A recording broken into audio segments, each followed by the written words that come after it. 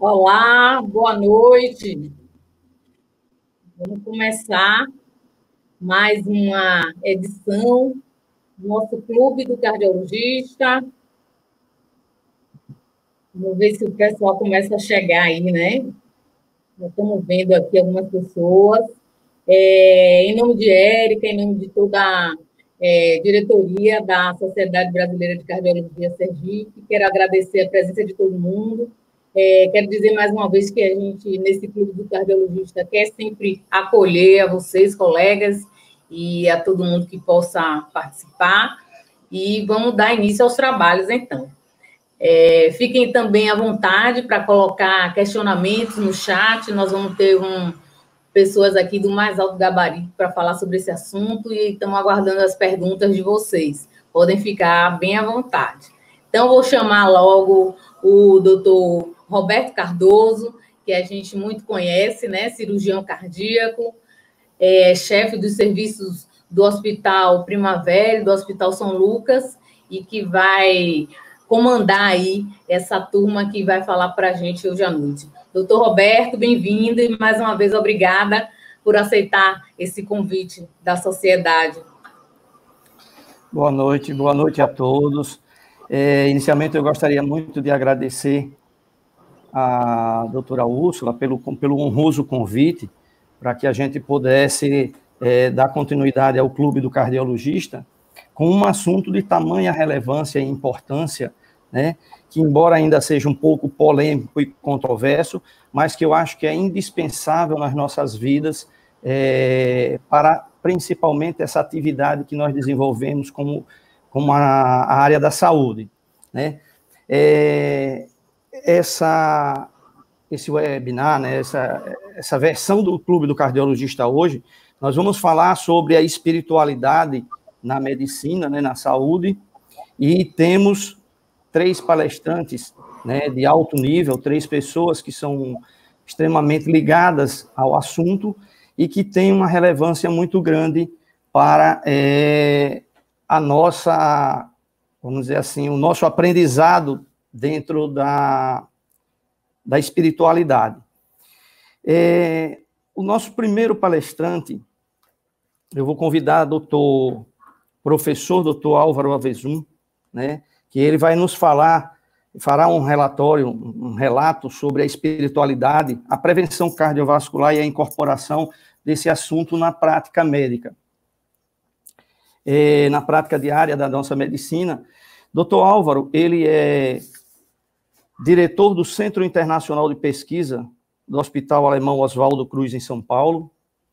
Ele é professor livre-docente do Departamento de Cardiopulmonologia da Universidade de São Paulo. É pesquisador internacional associado do Instituto de Pesquisa em Saúde da População da Universidade de McMaster, em Hamilton, no Canadá. E ele também é membro da Federação Mundial do Coração. E há longos anos, para a gente, às vezes na medicina não é tão longo, né? Mas pelo assunto de ser de tamanha relevância, eu acredito que os anos que ele vem lutando e tentando trazer para a gente essa formação e estimular a formação de mais, não só dos médicos, mas das pessoas da área da saúde, e o contato que a gente precisa ter cada vez mais com a população, com os nossos pacientes, nos torna, vamos dizer que, como uma obrigação, né, da medicina em relação a toda essa convivência que nós temos com os nossos pacientes. Doutor Álvaro, eu quero agradecer em nome da sociedade o senhor aceitar esse convite, né, a quem agora eu passo a palavra e o senhor pode ficar à vontade para que a gente possa debater esse assunto, que é um dos assuntos que eu também tenho muito afinidade pela própria ligação religiosa que eu tenho. Seja bem-vindo. Bom, muito obrigado, Roberto. Obrigado ao convite inicial pela Úrsula. Boa noite a todos, boa noite a todas. E sinto-me honrado e gostei muito do convite de participar do Clube do Cardiologista, da Sociedade Sergipana de Cardiologia.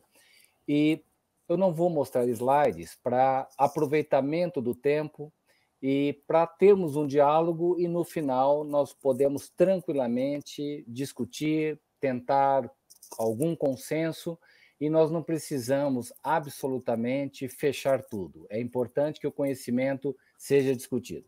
Inicialmente, deixa só eu comentar com vocês, e boa parte de vocês já sabem, faz 25 anos que eu voltei do meu período no Canadá, onde eu não só tive contato com medicina baseada em evidências, como introduzi no Brasil, que significa a medicina baseada em comprovação científica, onde nós buscamos validade, se eu posso confiar na informação. Segundo, relevância, se a informação traz um benefício substancial ao paciente. E, por fim, aplicabilidade daquela informação que é válida e que também é relevante. E então eu sempre pautei a minha prática clínica, eu sou cardiologista, tenho formação em terapia intensiva, então sempre pautei buscando aquilo que está comprovado para que seja implementado dentro da prática clínica. Em 2010, 2011, vendo a literatura, com essas coisas que todo mundo faz, eu percebi que tinha muita publicação quando nós correlacionávamos espiritualidade ou religiosidade e doença cardiovascular ou saúde cardiovascular. Como tinha uma abundância de informações, nós, em 2011, colocamos no Congresso Brasileiro de Cardiologia o tema. E a surpresa foi que a sala lotou, existiu uma demanda para conversar sobre o tema, mas os conceitos ainda eram tênues, os conceitos ainda eram algo fugidios, nem sempre havia um entendimento claro. E eu vou falar do conceito para vocês. Em 2012, nós estruturamos na Sociedade Brasileira de Cardiologia um grupo de estudos em espiritualidade e medicina cardiovascular, chamado GENCA, que conta hoje com 1.000 sócios. Nós discutimos informações científicas, conduzimos pesquisa, especialmente epidemiológica, e foi possível, um dos colegas comentará aqui, o ano passado nós tivemos a primeira diretriz em espiritualidade e medicina cardiovascular, em prevenção cardiovascular, que é a primeira do mundo, ou seja, base científica para recomendação ligada à espiritualidade. Então, essa breve história, para nós entrarmos no conceito. Uma das grandes, talvez, confusões é associar espiritualidade como sinônimo de religião. Não é. E dentro deste assunto de conceito de religião, religiosidade, espiritualidade, nós vamos conceituar, porque muitas pessoas falam, olha, eu acho importante essa discussão de religião. Falam, não é isso que se discute aqui. Mesmo porque, quando falamos em religião, nós estamos discutindo um sistema de crenças, práticas, símbolos, que a pessoa busca, eventualmente, para ter uma proximidade com o chamado transcendental. Religião, uns têm, outros não têm. Religiosidade é quanto o indivíduo acredita e segue aquela religião. Então, por definição, só tem religiosidade aquele que tem uma religião. Essa religiosidade, ela divide-se em duas de maneira sintética. Ou ela é organizacional, quando o indivíduo vai a um templo religioso, frequenta os cultos. Isso é religiosidade organizacional. E nós temos a chamada não organizacional. O indivíduo, na própria casa, ele faz leituras pertinentes, assiste programa de televisão ou ouve programas de rádio. Essa é a chamada religiosidade não organizacional. Mas se nós atentarmos para religião e religiosidade, nós não teremos inclusividade no mundo. E sempre me chamou atenção, quando eu falo em prevenção, com aumento de atividade física ou ajuste na alimentação saudável, serve para qualquer região geográfica, qualquer etnia, qualquer local do planeta. Então, nós sempre buscamos uma definição que tivesse inclusividade e abrangência.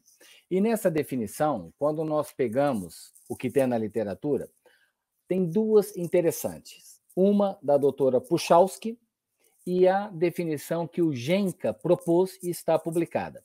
A doutora Puchalski fala que espiritualidade é um aspecto dinâmico e intrínseco da humanidade. Quando eu digo isso, significa que todos têm, porque é um aspecto dinâmico e intrínseco da humanidade, no qual as pessoas buscam significado, propósito, e tem a ver com o relacionamento da pessoa consigo e com os outros, que pode ou não ter alguma associação com religião.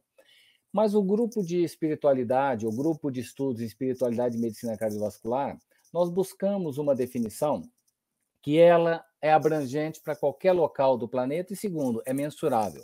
Nós definimos espiritualidade, eu gostaria que vocês mantivessem isso em mente para a nossa discussão, como sendo o conjunto de valores morais, mentais e emocionais que norteiam o que a gente pensa, o que a gente sente, para as nossas atitudes nas circunstâncias de relacionamento com o outro, pode ser na família, no trabalho, na sociedade e conosco mesmos, mas é passível de mensuração.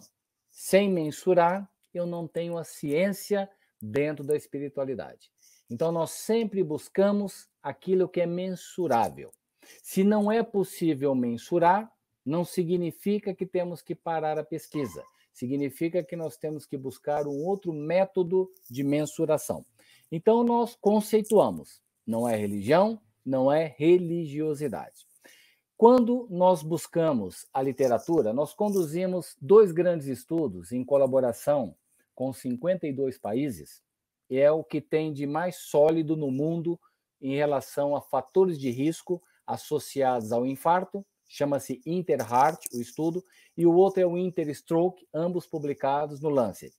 O InterHeart, ele mostra que estresse e depressão, eles têm uma associação tão forte com o infarto e com AVC, que se nós prevenirmos, gerenciarmos estresse e depressão, seria possível evitar 33% dos infartos no mundo. E se eu gerenciar e prevenir depressão e estresse, eu evitaria 17% dos AVCs no mundo. É um preditor independente e tem impacto populacional. Quando olhamos o Brasil, o estresse foi um dos fatores de maior impacto no Brasil em comparação com 51 países. Então, prevenir e gerenciar estresse no Brasil, seria possível evitarmos 44% do total de infartos. Por ano, são 400 mil. Então, nós temos aí praticamente 170 mil infartos a menos, gerenciando e prevenindo estresse. Mas o que isso tem a ver com espiritualidade?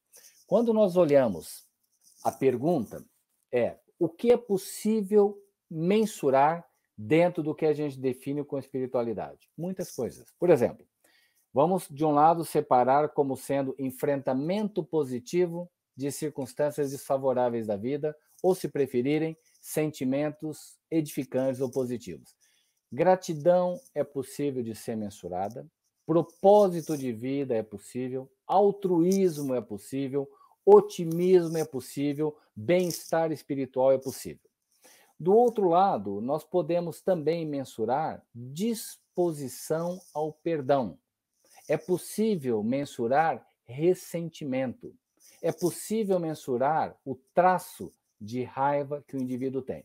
Então, isto tudo, por meio de questionários, nós conseguimos objetivamente mensurar aquilo que é visto, é tido como subjetivo. Então, onde nós queremos chegar é que a maneira com a qual nós escolhemos, pela nossa vontade, reagir às circunstâncias de vida, sentimentos positivos ou negativos, pode estar associado com ocorrência de doenças, especialmente na nossa área, a doença cardiovascular.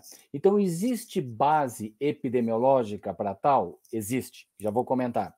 Existe base mecanística mostrando aumento de neurohormônios, como norepinefrina, como cortisol, eventualmente associado com determinados marcadores, sejam eles inflamatórios, sejam eles de coagulação. Tudo isso é verificável e aponta numa direção de que existe associação com a ocorrência da doença.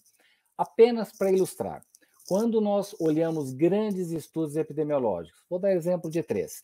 Um deles, o estudo dos enfermeiros ou das enfermeiras americanas, em 2016, publicado no JAMA. Eles mostraram, nesse caso, que religiosidade, quanto maior ela fosse, menor era a mortalidade. E isso ajustado para todos os fatores de risco conhecidos. Não só a mortalidade por todas as causas, sendo reduzida em 33%, como a mortalidade por doença cardiovascular, causa cardiovascular, reduzida em 27%, e a mortalidade por câncer, reduzida em 21%. Então, vejam, mostrou que é um preditor independente, religiosidade, com sobrevida. Ainda nessa linha, no estudo MESA, com mais de 5 mil indivíduos, um estudo de coorte prospectivo, mostrou que o traço de raiva ele aumentou em 50% a ocorrência de diabetes. Ora, nós estamos acostumados a ver literatura mostrando sedentarismo, consumo aumentado de carboidratos, obesidade abdominal, associando-se com a ocorrência de diabetes. Mas agora nós estamos falando que um dos preditores independentes é raiva. E na mesma linha da raiva, no estudo chamado ERIC, né, ou ARIC, se preferirem, publicado em 2014, quanto maior era o traço de raiva, aumentou em 44% a ocorrência de insuficiência cardíaca. Então, nós temos associação de sentimentos positivos com menor adoecimento, maior sobrevida, e o oposto com sentimentos negativos. Tem uma revisão sistemática, publicada em 2009, de todos os estudos com questionários de religiosidade e de espiritualidade. Somando todos esses estudos, o que mostra é que quanto maior foi a espiritualidade, quanto maior for a religiosidade, maior a sobrevida do indivíduo. Então vejam, como cientista, como pesquisador ou como médico que atende pacientes no dia a dia, quando nós olhamos a literatura mostrando essas reduções de eventos, essas reduções das taxas de mortalidade, que é o desfecho mais importante em medicina, nós não podemos cerrar os nossos olhos. Nós temos que investigar. Porque se a pessoa se nega a investigar, ela não é pesquisadora, ela é dogmática. Ela é uma pessoa que não quer saber do convencimento. Tem que investigar. Se tem algo, implementamos. Se não tem, viramos a página, vamos para a próxima questão. Dentro dessa linha, nós temos a totalidade dos estudos com espiritualidade e religiosidade, mostrando melhor controle pressórico, menor ocorrência de doença cardiovascular. E aí eu gostaria de colocar uma outra informação, que é a disposição ao perdão, que é outro dado que tem muito na literatura e precisa ter mais informações ainda. Para definir, né, autores definem que você tem o perdão decisional, é simplesmente uma decisão de perdoar, mas o indivíduo pode continuar com ressentimento. Não resolveu. Existe o perdão condicional. A pessoa diz, eu perdoo desde que o outro faça isso. Também não é o perdão ainda. E tem o descrito perdão emocional, é quando a pessoa abdica do desejo de ficar ressentida. E não para por aí. Ainda acrescenta que a pessoa tem que ter sentimentos de compaixão pelo denominado agressor. Então, quando você avalia num questionário a disposição ao perdão, tem um trabalho muito interessante publicado em 2009 mostrando o seguinte: indivíduos com doença arterial coronária e isquemia miocárdica objetivada pela cintilografia. E foi randomizado um grupo para uma estratégia de aprender a perdoar. Portanto, vocês estão vendo que é um fator de risco modificável. Tá? E o outro grupo, cuidado habitual. No final do segmento, o grupo que passou pela intervenção curta, de 12 semanas, para aprender a perdoar, apresentou menor quantidade de isquemia miocárdica verificável à cintilografia. Uma outra informação, que é a tese da minha esposa, avaliou-se disposição ao perdão e infarto do miocárdio. E a sugestão, porque ainda precisa de um caso controle um pouco mais detalhado e com casuística maior, a sugestão é que quanto menor foi a disposição ao perdão, maior o risco associado com infarto. Então, isto é o que nós temos dentro da literatura neste momento. O que nós precisamos? Investigar cada vez mais. Qual seria a proposta interessante? A proposta interessante é a maneira como nós enfrentamos o nosso dia a dia. E não tem ninguém nesse mundo que não tenha enfrentamento. Segundo, situações desfavoráveis no dia a dia. Todo mundo está dentro desse cenário. A pergunta é, dependendo como nós enfrentamos, talvez, eu digo talvez, precisa de comprovação. O início do adoecimento ocorra antes do que nós hoje consideramos o início. Pode ser que muito antes dos conhecidos fatores de risco, pela maneira como nós enfrentamos, nós estamos dando o pontapé inicial para o adoecimento. Houve um período da humanidade, e eu estou terminando, que o único conhecimento possível era junto à religião. Estou me referindo à Idade Média, portanto, pré-renascença, pré-iluminismo. Não havia outro conhecimento fora do espaço, do cerco, da contenção da religião. Era necessário. Depois disso, com o humanismo, a ciência despregou-se integralmente. Só é possível ter ciência desde que não se considere religião. E aí nós temos, na atualidade, o momento que a ciência ela pode e deve investigar questões relacionadas à espiritualidade. Isso é um ponto de vista pessoal. Não acho que nós temos que investigar religião. Muito pelo contrário.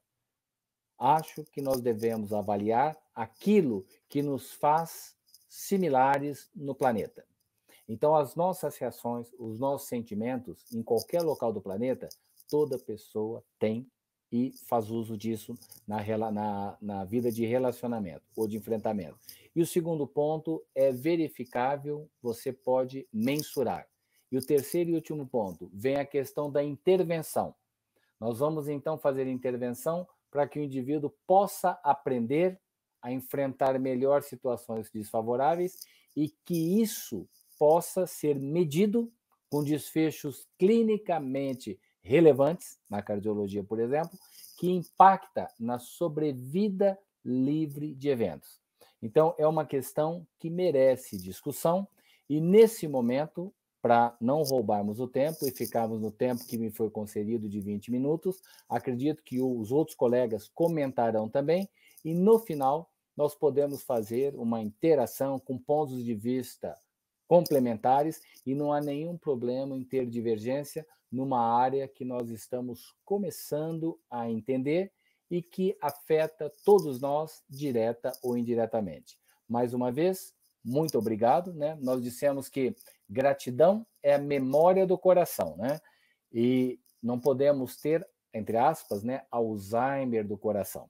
Então, obrigado pela oportunidade que foi concedida e tenho certeza que ganharemos muito com a interação no final das outras apresentações. Muito obrigado.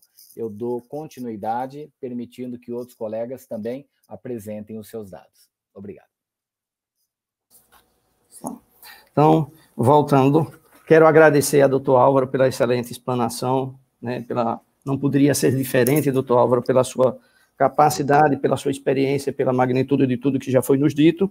E eu gostaria de apresentar agora a doutora Adélia Cristine, graduada em Medicina pela Universidade Federal de Sergipe, título de especialista em cardiologia pela Sociedade Brasileira de Cardiologia, cardiologista do Hospital Universitário, pela Universidade Federal de Sergipe, cardiologista do Hospital Primavera e da Fundação de Beneficência Hospital de Cirurgia, médica associada ao grupo do GENCA, né, que é o grupo de especialidade de estudos em espiritualidade e medicina cardiovascular, colega, né, parceira aí de algumas jornadas, a quem eu gostaria também de agradecer o convite e a oportunidade de participar desse nosso encontro tão relevante.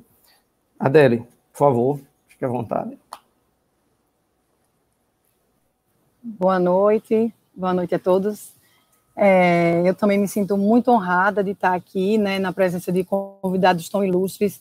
Dr. Álvaro Avezum, ele não me conhece, mas eu sou uma admiradora do trabalho dele, venho acompanhando muitas de suas aulas, TED Talk, e tudo que ele anda fazendo ultimamente por aí no Brasil, certo? Tenho aprendido muito com ele também. Doutora Joselina, que é minha professora desde sempre, minha orientadora, e doutor Roberto, que sabe da admiração também que tenho por ele, desde os nossos trabalhos no Hospital Cirurgia. É um médico muito humano e, assim, me sinto muito honrada de estar aqui, certo? Me coube falar da diretriz de espiritualidade, certo? Muitas das coisas que eu vou falar, o doutor Álvaro já falou, até porque, como eu falei, eu aprendo muito com as aulas dele, então acaba que tem a gente tem muito assunto, assim, em comum, e eu vou, para não me alongar mais, vou começar pincelando os conceitos, né, que a diretriz traz. Dr. Álvaro já acabou fazendo isso de uma forma muito mais abrangente. Eu vou tentar só dar uma resumida para quem chegou um pouco depois da aula. Pronto. Então, vamos começar, né? Dr. Álvaro falou bem sobre esses conceitos, né, de religião, religiosidade e espiritualidade.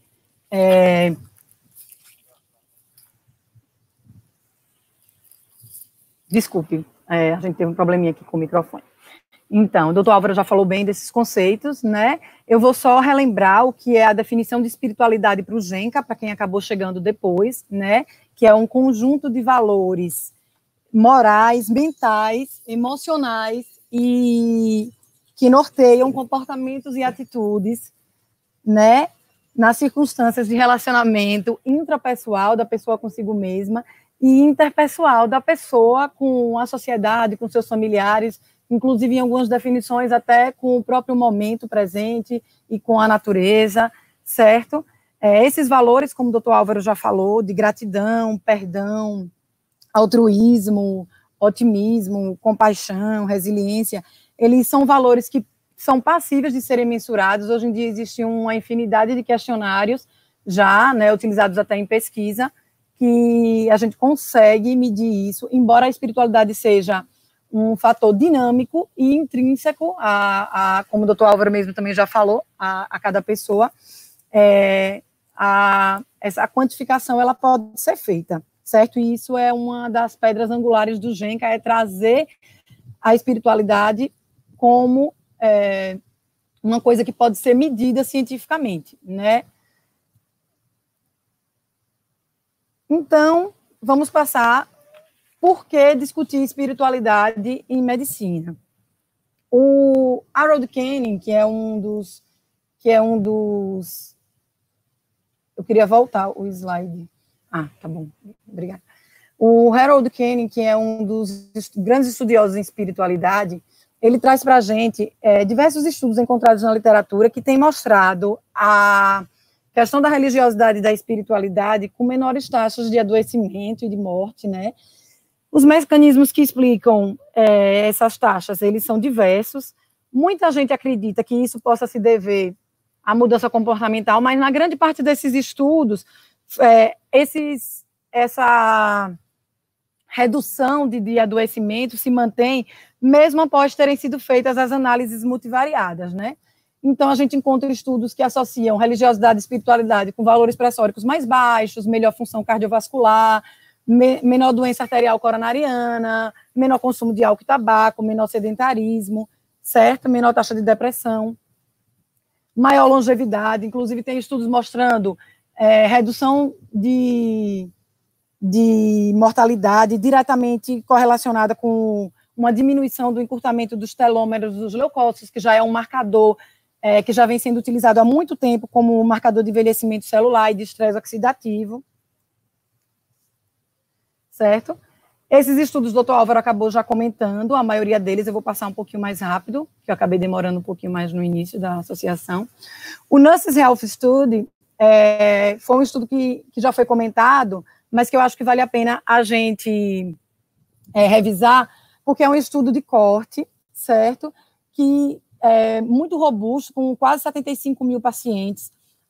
Essas pacientes, elas eram todas enfermeiras, então, todas da mesma classe social, todas mulheres, né? E que mostrou uma associação com uma redução de 27% de mortalidade cardiovascular e 21% de mortalidade por câncer nas mulheres que frequentavam pelo menos uma vez por semana, algum tipo de atividade religiosa, né? Além disso, esse estudo nos mostrou uma redução de 33% de mortalidade geral por todas as causas. E aí, o que a gente entende por isso? Né? Esse estudo acabou tendo algumas críticas na época com relação à possibilidade de viés de confusão. A gente sabe que esses viés eles podem existir realmente, mas o que a gente sabe que a associação não é a mesma coisa de causalidade, mas uma redução de mortalidade desse nível, em torno de 33%, às vezes até em medicação a gente não consegue achar. Então, é preciso que a gente leve isso adiante, né? A gente pegue uma associação dessa magnitude e prossiga com esses estudos para que a gente consiga visualizar melhor esses resultados. Um outro estudo que ainda não foi falado, que é uma revisão sistemática bem recente do JAMA, de 2019, né, que avaliou 15 estudos com quase 230 mil pacientes, né, que mostrou uma associação entre pessoas otimistas ou com tendência ao otimismo em redução de 40% de eventos cardiovasculares e redução de 20% de mortalidade geral.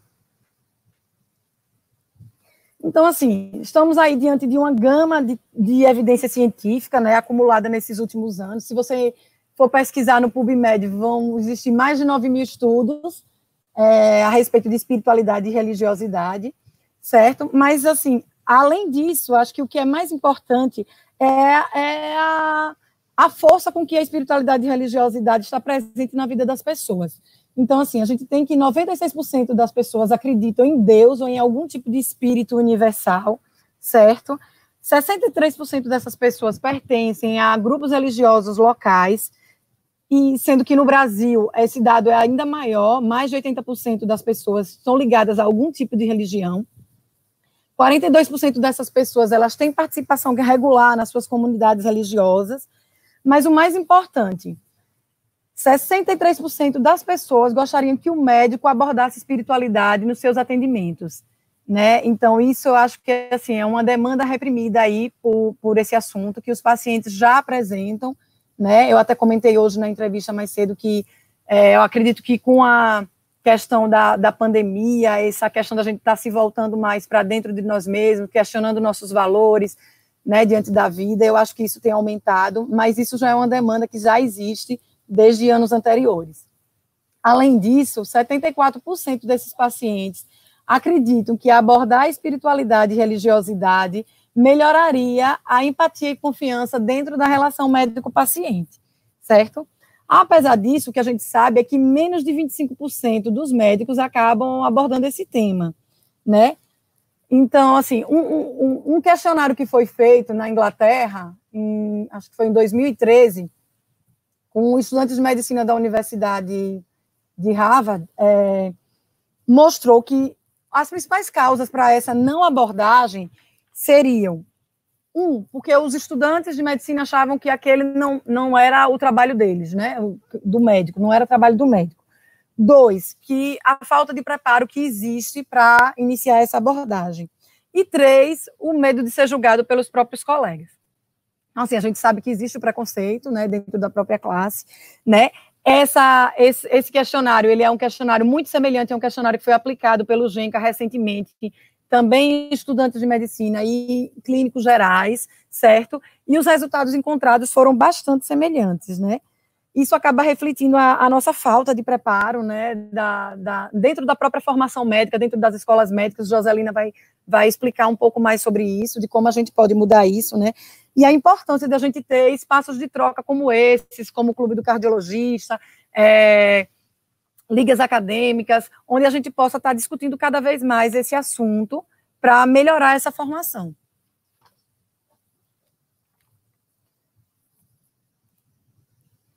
Então, assim, o que é que a diretriz diz de como isso pode ser feito, de como a gente pode abordar essa espiritualidade dentro dos consultórios, né? A princípio, é preciso que o paciente nem sempre se sente à vontade para falar, então a gente precisa fazer uma espécie de buscativa e introduzir esse assunto dentro da consulta. Isso pode ser feito na hora da coleta da história do paciente, né, quando a gente vai avaliar os aspectos psicossociais, né? Não adianta só a gente chegar lá e escrever qual a religião dentro daqueles tópicos de identificação do paciente, mas o que é importante mesmo é, assim, buscar a identidade religiosa daquele paciente, a identidade espiritual, na verdade. Quais são suas crenças, né? Seus valores, sempre de forma bastante acolhedora e compreensiva, oferecendo empatia, apoio e respeitando as crenças pessoais, mesmo que aquelas crenças sejam diferentes das crenças do próprio médico. É importante também detectar esses sentimentos negativos que contribuem para o adoecimento, sensação de angústia, culpa. Às vezes a gente fala de religiosidade quase sempre, de espiritualidade quase sempre como um fator benéfico para o não adoecimento, mas em alguns pacientes a gente tem que lembrar que a questão da religiosidade muito forte, de alguns tipos de religião, também podem estar associados com a sensação de culpa, de vingança, a presença da doença. Então, é preciso entender como que o paciente entende aquela doença, identificar esse conflito, né, esse sofrimento espiritual, ajudar o paciente a ter aquela aceitação da doença para si, e se for identificado esse sofrimento espiritual, encaminhar para um atendimento espiritual mais especializado, que pode ser com um capelão, pode ser com um conselheiro espiritual do próprio serviço religioso do paciente, certo?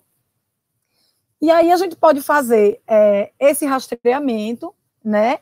A gente costuma dizer assim, que existem 3 situações, 3 cenários em que pode ocorrer essa abordagem. O primeiro cenário é aquele em que o paciente não deseja falar sobre espiritualidade e o médico também não se encontra preparado para isso. Então, nesse caso, a espiritualidade não vai ser abordada, né, e vai haver uma grande perda nesse sentido, nessa relação médico-paciente aí. O segundo cenário é aquele que ou o paciente não deseja falar sobre espiritualidade, né, e o médico até está preparado, mas o paciente não deseja, ou vice-versa. O paciente deseja falar sobre espiritualidade, mas o médico não se sente preparado, não tem a formação adequada para aquilo. Então, nesse caso aí, é preciso ter bastante atenção, porque pode haver algum tipo de conflito, e isso é o que a gente quer evitar. E, por fim, aquele cenário ideal, né, que é quando o paciente deseja falar sobre aquilo, deseja falar sobre espiritualidade com o médico, tem plena confiança no seu médico, e o médico também já tem algum tipo de preparo para lidar com aquilo, né?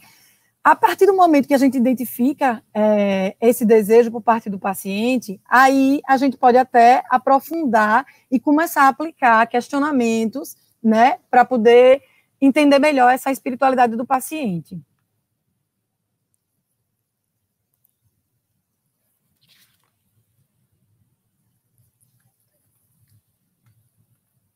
Eu não vou me ater muito aqui nessas tabelas. Esse é um dos questionários que a diretriz traz para a gente, que é o Índice de Religiosidade da Universidade de Duke, Durel, né, conhecido como Durel, que ele avalia especificamente religiosidade. Esse índice ele não avalia espiritualidade, certo?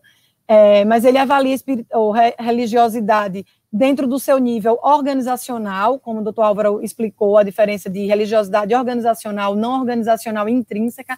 Aqui dentro do nível organizacional, o paciente que vai à igreja, ao templo, não organizacional, aquele paciente que por conta própria faz suas atividades religiosas, né?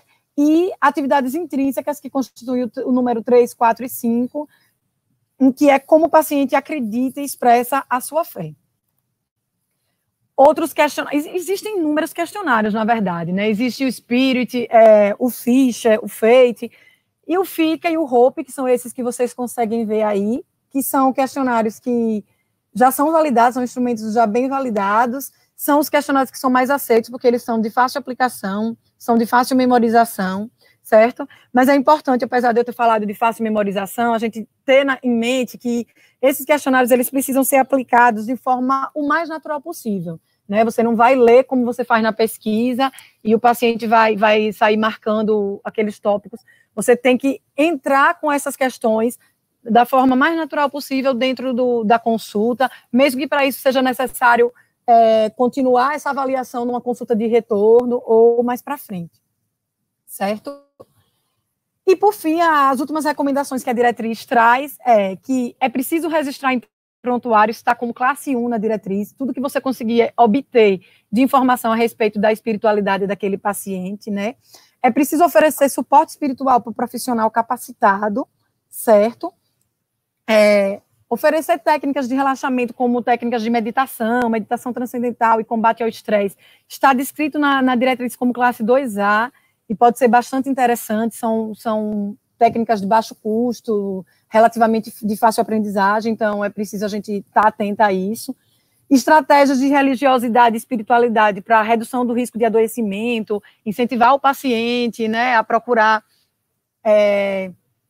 se ele tem essa abertura, a se envolver com seus rituais, né, buscando reduzir esse risco, né, e técnicas de enfrentamento da doença e do estresse. Existem também várias técnicas que são aplicadas dentro da psicologia positiva, até de aprender a perdoar, como o doutor Álvaro falou, né, em alguns estudos, tem um estudo bem importante que foi relacionado ao perdão com redução da presença de isquemia na cintilografia miocárdica, certo?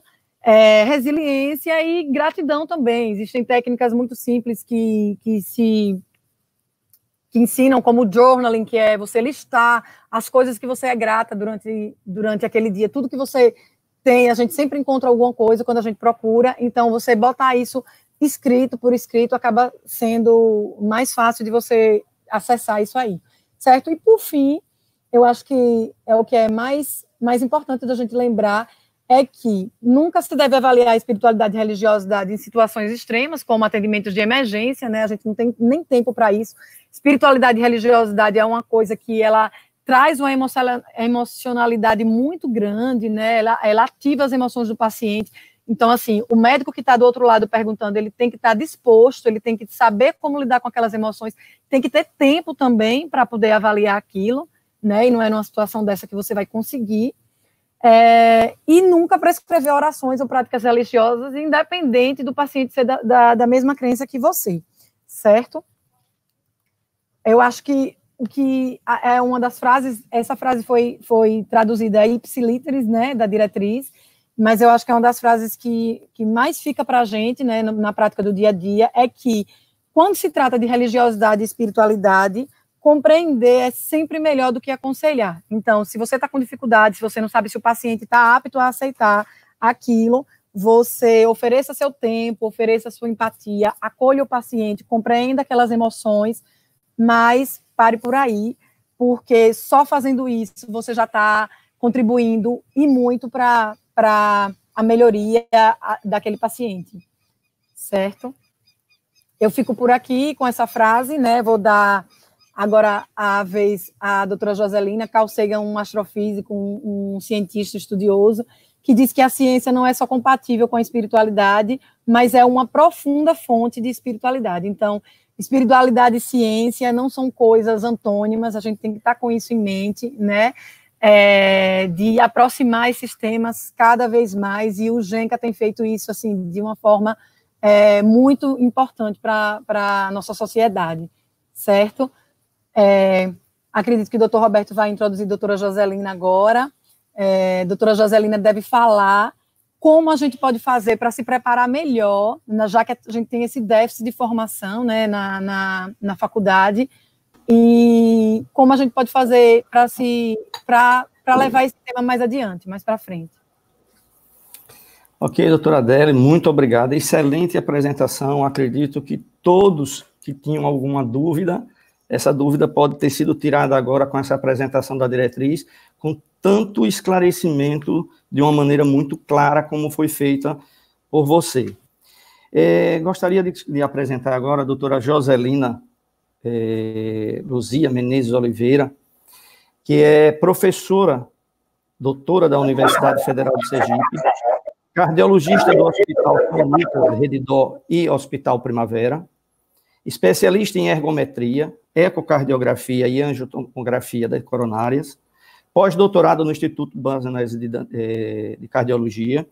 E a doutora Joselina vai nos falar, ela vai trazer para a gente a visão da diretriz e contará a sua experiência local com um projeto de linha de pesquisa e que, como nós vimos da diretriz, né, é um projeto que vai trazer para a nossa sociedade uma grande relevância na aplicação daquilo que a gente hoje tem. Eu acredito que muita carência ainda, que é a espiritualidade. Doutora Joselina, por favor, fique à vontade. Boa noite a todos.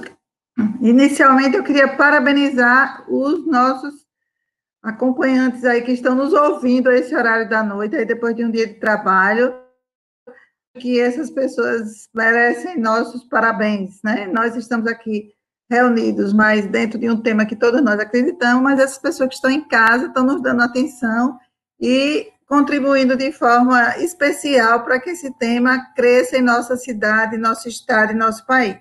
Portanto, eu agradeço imensamente a todos que estão nos ouvindo nesse momento. Bom, eu gostaria que passasse o meu primeiro slide. Bom, então, qual foi a proposta para mim? A implementação do ensino da saúde e espiritualidade nas escolas médicas. Então, para isso, nós temos que falar em relação ao nosso tripé acadêmico. O tripé acadêmico significa o quê? O ensino na graduação em medicina, a extensão nas ligas acadêmicas e as pesquisas, que são os PIBICs, pós-graduações, mestrados e doutorados. William Rosen já falava que a fé cura, em 1919, até 1919. Ele dizia que nada na vida é mais maravilhoso do que a fé. A fé derrama um fluxo incomparável de energia, enquanto não diminui nenhuma gota de sua potência, distribuindo a força como de uma grande bateria de armazenamento, sem dinheiro e sem preço para os filhos. Esse mesmo autor advertia acerca da necessidade do clínico estar atento a esta força poderosa presente nos pacientes. Então, a implementação na prática clínica da religiosidade e da espiritualidade significa o ensinamento para essas novas gerações da prática da anamnese espiritual. Bom, em relação à ciência, a revista JAMA, em 2017, ela publicou o trabalho Saúde e Espiritualidade, mostrando os possíveis mecanismos que incluem a participação do serviço religioso para melhorar a integração social que promove a saúde. E critica a comunidade médica que ainda não adotou a espiritualidade de forma mais ampla, mostrando que a colaboração, os sistemas formais de colaboração entre os líderes espirituais e os clínicos ainda estão limitados. Mas existe uma diferença entre praticar a espiritualidade e testar a espiritualidade, como bem disse o doutor Álvaro. Praticar cientificamente quer dizer, a forma tem que ser científica, espiritual e profissional. Porém, com o nível de evidência não é alto ainda para o tamanho do efeito, este ainda não foi implementado oficialmente nas escolas do mundo inteiro. Está sendo implementado. De confusão entre pessoas espiritualizadas versus não espiritualizadas tem sido discutido na ciência. Se você entrar no PubMed, você vai encontrar com a palavra espiritualidade cerca de 9.000 artigos. Porém, desses, 200 artigos são de ensaios clínicos, apenas 200. E, mesmo assim, esses ensaios clínicos são ensaios clínicos pequenos. E os que têm resultados positivos, que ainda não conseguem gerar hipótese, e os que têm resultado negativo ainda não excluem o benefício. Se você entrar no Cochrane, tem revisões sistemáticas, mas de baixo nível de evidências, principalmente com pacientes terminais. Isso é o que tem ocorrido na atualidade, nos últimos 2 anos. Porém, o ensino científico na graduação em medicina têm sido inúmeras as pesquisas publicadas na literatura científica e entidades reguladoras que incentivam e sugerem fortemente a inclusão do ensino da espiritualidade e religiosidade são as escolas, as associações das escolas americanas, a Organização Mundial de Saúde, a Associação Mundial de Psiquiatria e a Associação Americana de Psicologia. Porém, o que se mais acompanha hoje são as diretrizes americanas, são mais seguidas mundialmente. Apesar que o Canadá e o Reino Unido também têm estudado e têm publicado muitos trabalhos de ensino na graduação em espiritualidade. Inclusive, 125 escolas americanas já incluíram conteúdo nas suas grades curriculares. Bom, e daí vocês questionam, e no Brasil? No Brasil, os estudos que abordam a temática na educação médica brasileira, como professores e estudantes de medicina, têm sido uma constante. Porém, a maioria das brasileiras ainda não possui a inserção consistente da temática na grade curricular. Mas o que é que está acontecendo em Sergipe? Em Sergipe é o segundo estado brasileiro que já tem matéria, disciplina de saúde e espiritualidade oficialmente. O primeiro estado é a Bahia.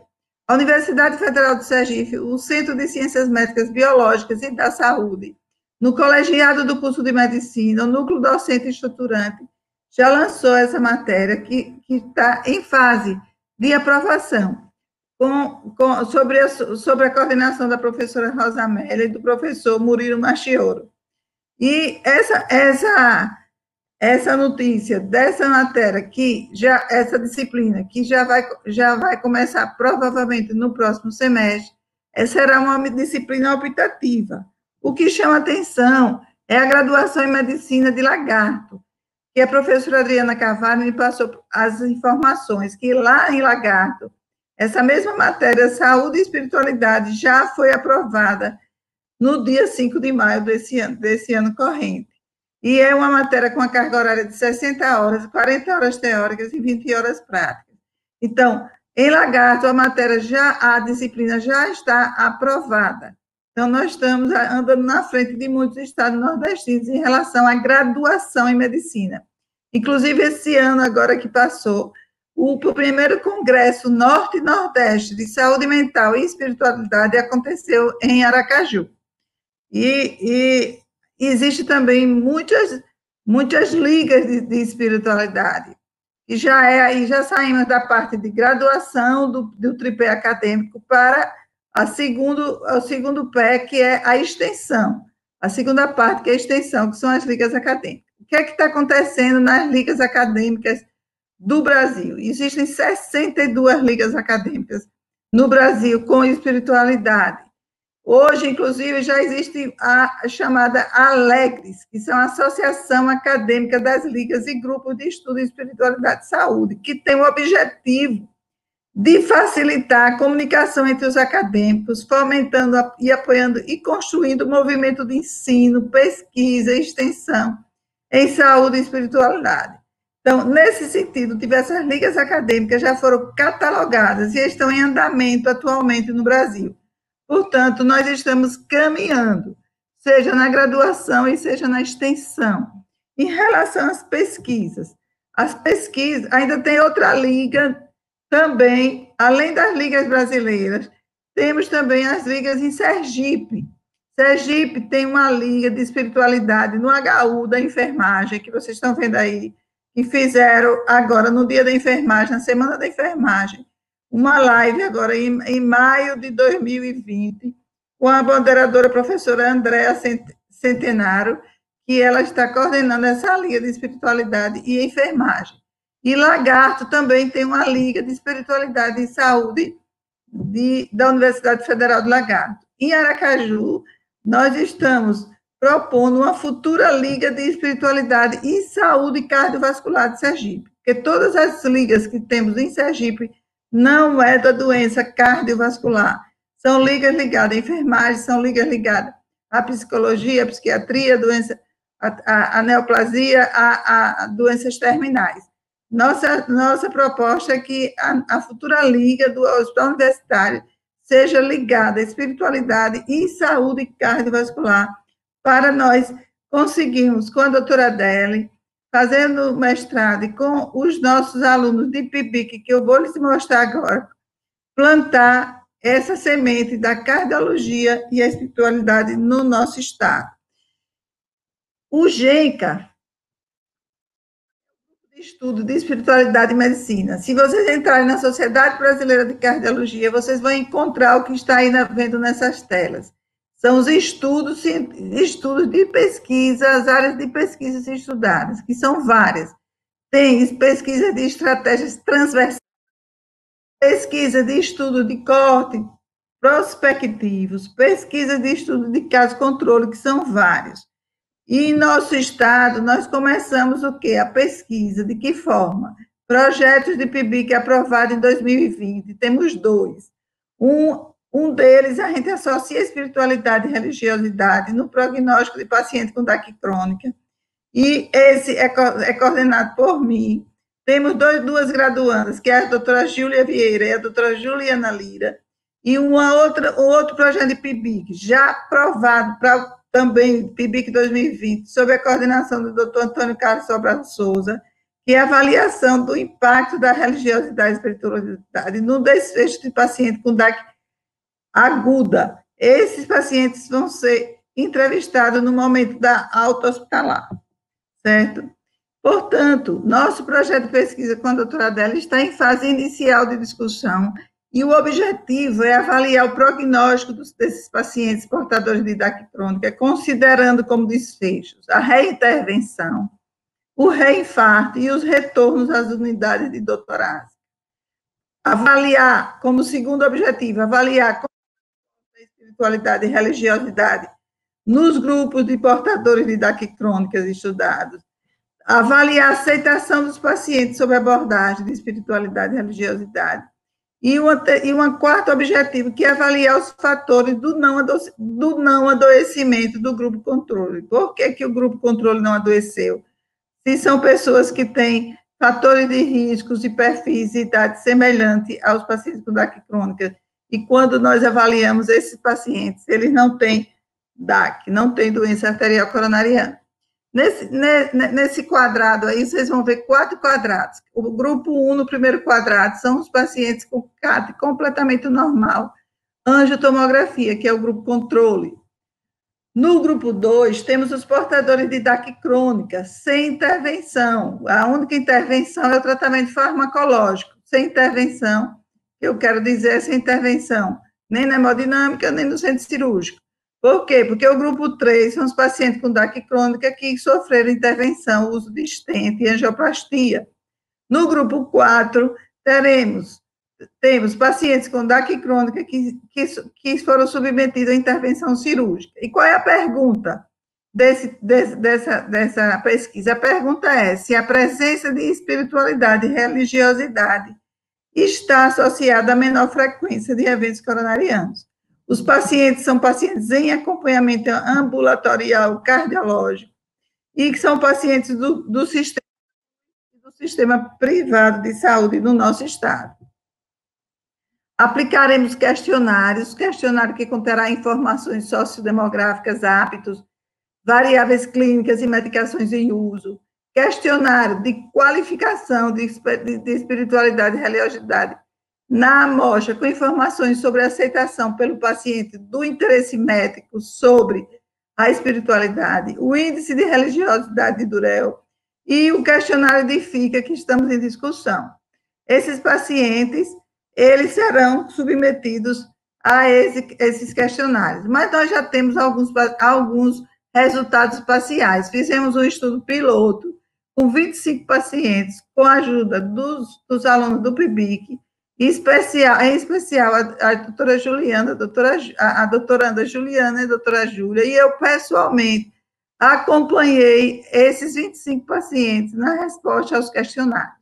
Vou passar para vocês, rapidamente, o que foi que nós encontramos. 25 pacientes em acompanhamento ambulatorial, 68% do sexo masculino, com a média de idade de 69, mais ou menos 4 anos, 60% faziam atividade física, 72% hipertensos, 36% de diabéticos, 60% de dislipidêmicos e de arritmia cardíaca, 16%.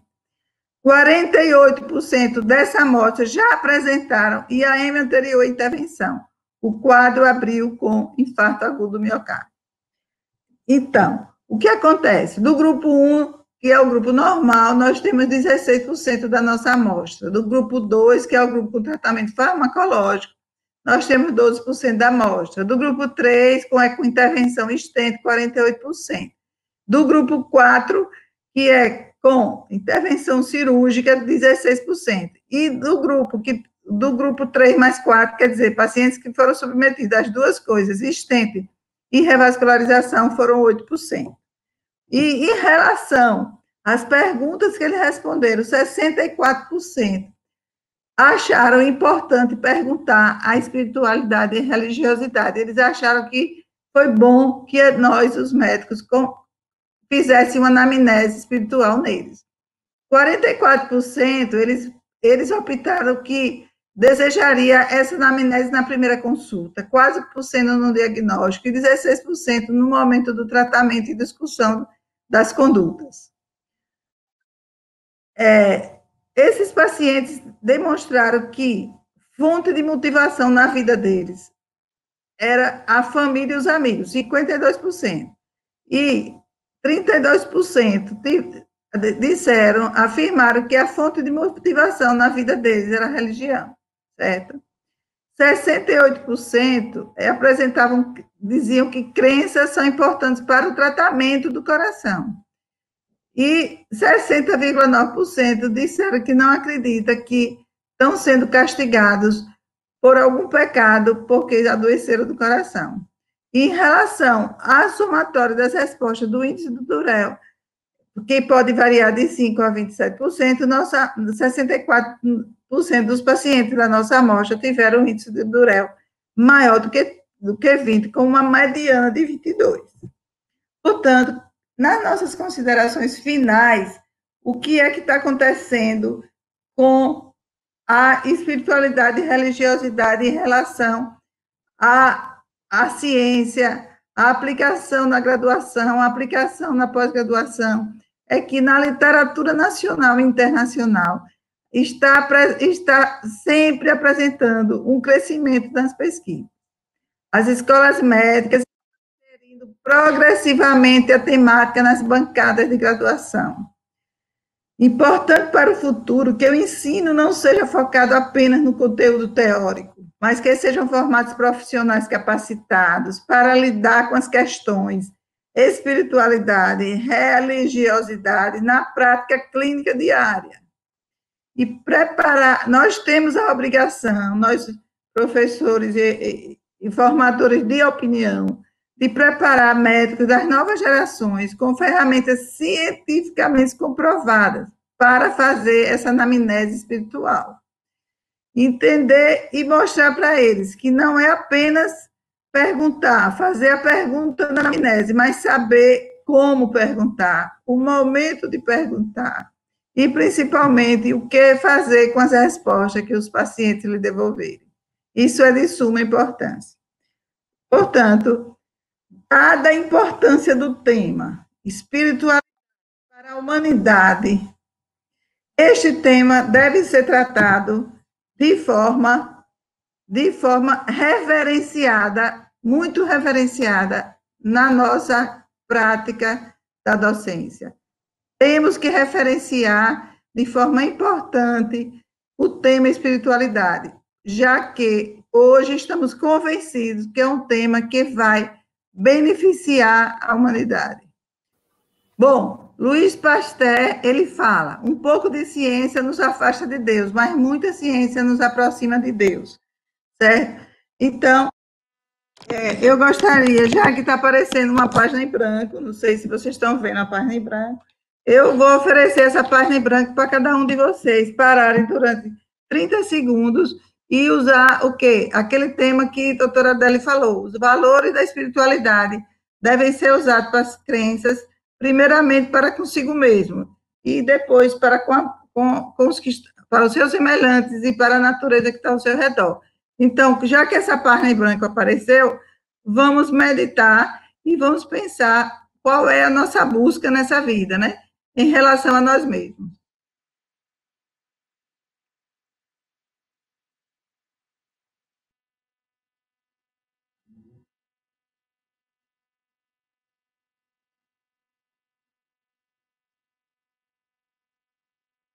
Doutor Roberto? Muito obrigado, doutora Joselina. Excelente apresentação, como não poderia deixar de ser, né? Eu fico muito lisonjeado, inclusive, em saber dos avanços já da inclusão de matérias, de ligas aqui em Aracaju sobre o assunto, né? E eu gostaria de fazer uma pergunta a doutor Álvaro, de doutora Úrsula, que ela gostaria de saber como tem sido a incorporação da anamnese espiritual na prática clínica no Brasil. Se o senhor tem a noção de como isso está sendo praticado no país de uma maneira geral. Ok, Roberto, vocês me ouvem bem? Estão ouvindo? Ouço. Bom, perfeito. Bom, eu vou responder, mas deixa primeiro eu cumprimentar a Adélia com a apresentação muito didática e absolutamente alinhado com o pensamento que a gente tem, sim. E também a doutora Joselina, fiquei muito impressionado dentro da graduação, né? Cada vez mais precisamos ensinar os médicos, né, sobre espiritualidade e saúde, isso é fundamental. E iniciação científica, sem geração de informação, sem geração de dados, nós não vamos conseguir. Eu vou responder e eu quero só fazer uma consideração que tem tido muita, não é confusão, mas a questão de religiosidade e espiritualidade, depois de responder a questão da Úrsula, que eu gostaria de voltar nisso. Bom, sim. Úrsula, se nós olharmos, nós não temos dados sobre a anamnese espiritual. Então, do ponto de vista do Brasil, se os médicos fazem, não temos como saber. O segundo ponto, o que é anamnese espiritual? Então, na verdade, muitos de nós já fazemos sem chamarmos de anamnese espiritual. Isso já deve estar acontecendo. Só que quem escreveu o livro sobre isso, o Harold Koenig, ele coloca muito espiritualidade sempre atrelada à religiosidade. E o que eu comento, assim, eu não sei se nós precisamos de mergulhar com muita, talvez, dedicação ao tema religiosidade. Eu venho pensando um pouco nisso. Por quê? Quando eu falo de espiritualidade, eu consigo avaliar de qualquer paciente meu, independente de qual seja a religião, independente de se ele tem ou não religiosidade. É claro que isso é um componente importante para entender os valores do paciente, até para a gente dialogar melhor. O ponto da anamnese espiritual que tem sido colocada, ela pergunta sobre crenças para o paciente. Outra direção. Eu estou deixando muito em aberto. Eu prefiro conversar com os meus pacientes e faço isso, né, sobre como que eles no dia a dia e vou perguntando sobre essas virtudes de enfrentamento positivo e negativo para ver como é o dia a dia desse paciente. Claro que perguntar sobre a religião, se o indivíduo tem uma prática religiosa, eu acho importante, mas eu julgo a ciência, e não é frase minha, libertária. E acho que a gente precisa avaliar de uma maneira que qualquer paciente, qualquer ser humano, tenha condições de responder. E se nós avaliarmos a intervenção, ela será aplicada em qualquer local do planeta, sem que a gente precise perguntar quanto à religião, ou se é agnóstico, ou se é ateu.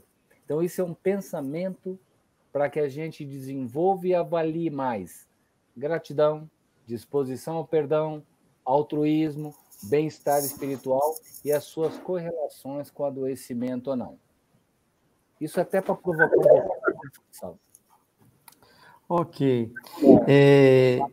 Tem uma outra pergunta aqui de Gabriel Barbosa, que queria saber assim, quais seriam os instrumentos válidos no Brasil para a mensuração da espiritualidade em estudos epidemiológicos?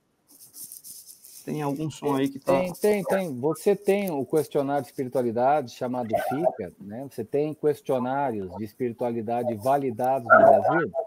Então, quando já tem validado no Brasil, basta você aplicar e você pode fazer em populações diferentes. Tem um Você som aí que está interferindo. Em pacientes saudáveis, você pode, indivíduos saudáveis, você pode fazer em pacientes com doença arterial coronária, com insuficiência cardíaca, com insuficiência renal, você pode fazer em várias populações. Então, em estudos, quando falamos de estudos observacionais, você usa no transversal apenas para documentar como é o aspecto espiritualidade numa determinada população. Ou, se não, qualquer desses questionários que eu disse já são validados para o Brasil. Perdão, gratidão, propósito de vida, etc. A segunda parte é que você pode evoluir do transversal e fazer o que é uma das coisas mais atrativas e rápidas, é o caso controle. Então, você faz um questionário nos casos. Quem são os casos? Quem tem a doença que você quer avaliar? Quem são os controles? Quem tem a ausência da doença? Você aplica o questionário nos dois grupos e depois vê as diferenças no caso, quem tem a doença, e no controle. Aí você seria hábil para concluir se espiritualidade, se religiosidade ou se qualquer outro desses fatores que eu comentei é um preditor independente de adoecimento ou de ausência de adoecimento. Então, a sequência é estudo observacional, transversal, caso controle, o corpo prospectivo vai demorar muito, não que seja uma proibição, mas demora muito, e depois nós temos que ser, isso é uma sugestão, nós temos que ser ousados cientificamente e começarmos a fazer intervenção baseada em espiritualidade.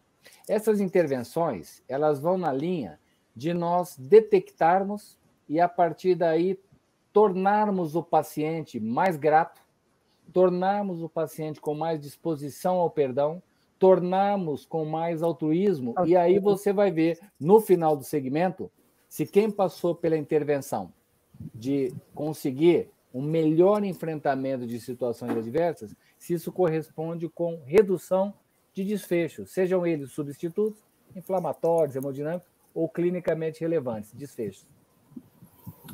Ok. Uma outra pergunta, doutor Álvaro. A doutora Jeane, ela gostaria de saber como é que o médico pode contribuir com a saúde espiritual do paciente sem interferir na sua religiosidade. Olha, essa pergunta é a resposta daquilo que eu estava falando. Então, veja, se eu avalio espiritualidade, absolutamente, eu não estou discutindo a religiosidade da pessoa. Entretanto, muitas vezes a pessoa encontra dentro da religião que professa, dentro da religiosidade que ela tem, ela pode ver um propósito e seguir, tornar-se mais grata, aceitar as situações, aprender a perdoar. Então, não estamos dizendo que por meio da religiosidade não se consegue isso. Eu só estou dizendo que nós não podemos circunscrever as intervenções de melhoria na atitude do indivíduo em relação ao outro somente via religiosidade. É claro que é possível, mas vamos fazer o inverso. Eu tenho um paciente que se diz ateu, ou ele se diz agnóstico. Então, se a intervenção é baseada em religiosidade, esse paciente estará excluído da intervenção. E como eu disse no começo, eu penso em espiritualidade da mesma maneira que eu penso em atividade física, em cessação do tabagismo, em alimentação saudável. Cabe em qualquer lugar do mundo, independente do cenário. Mas perfeito. É uma boa discussão, né? Sim, e baseado nessa discussão, eu gostaria de apimentar um pouquinho com uma coisa que, assim, como eu já venho tentando e pratico, porque como eu faço cirurgia cardíaca, a gente acaba tendo pacientes mais carentes, né? Então, eu já vi de tudo. Paciente ateu, na hora rezar e pedir a Deus, entendeu? Então, na hora do desespero, a gente vê de tudo.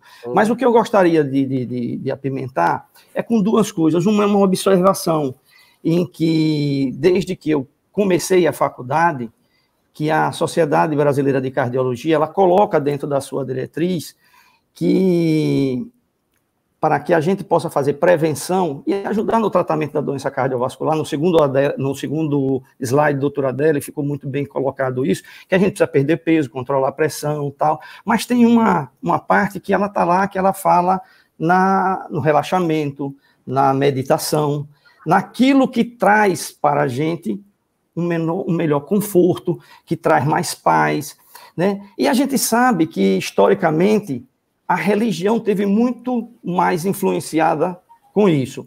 Houve um período no Brasil em que a gente teve uma certa, vamos dizer assim, uma certa confluência e um certo distanciamento, né? Então, dentro dessa confluência, a gente tem um país que é extremamente... tem um sincretismo religioso muito grande, né? Então, quando a gente...